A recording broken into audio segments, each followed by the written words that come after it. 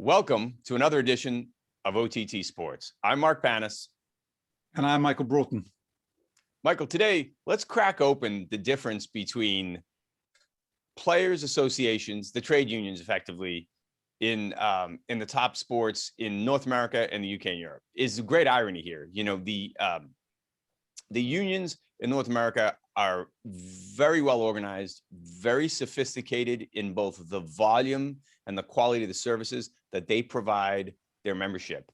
But the reality is, through collective bargaining, they have bargained away many of the key, protections under labor law for their employees, and they've capped their salaries at approximately, 50% of revenue, in some cases less. Contrast that when we go over the pond to your neighborhood, where the unions tend to be much weaker, much less visible, have much less infrastructure built out for them. However, the labor laws are so strong in the UK and across Europe that the individual athletes have much better levels of protection, and there's no salary cap. Right, and I think you hit the nail on the head there, Mark. Right, it comes down to the labor laws and the current situation in our sports. So, look, if I'm let go from a company here in the UK, I get 3 months' notice, paid notice, right? And maybe additional. Whereas if I get let go in the US, it's basically get out the door, goodbye, you're done. So the generic position is very, very different. And go to France is even tighter and so on. So the role they have to play is very different. Don't forget, the PFA did a very big role of breaking the first salary cap, about £20 a week, way back in the day. I think, was it 57, something like 1957, around then? Yeah.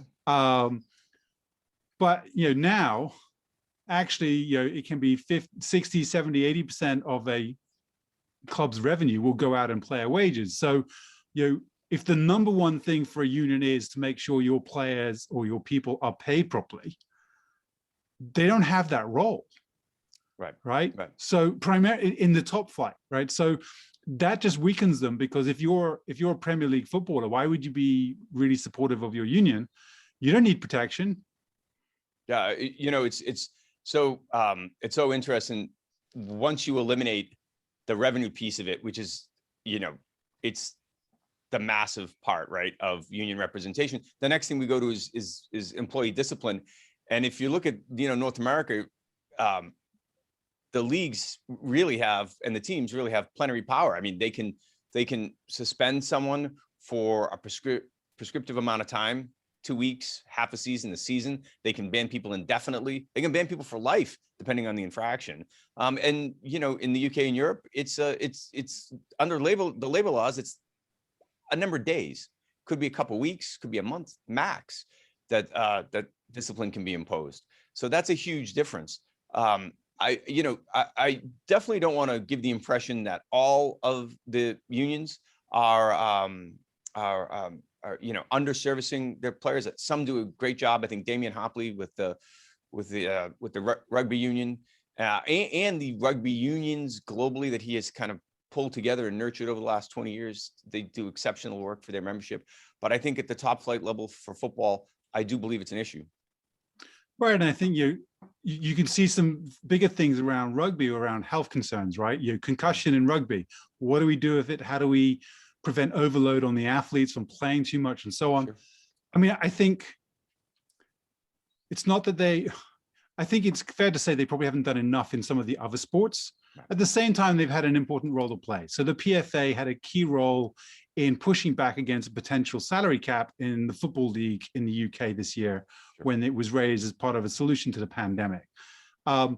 They could have and they should have done more on mental health and concussions from heading the ball a lot in the old days.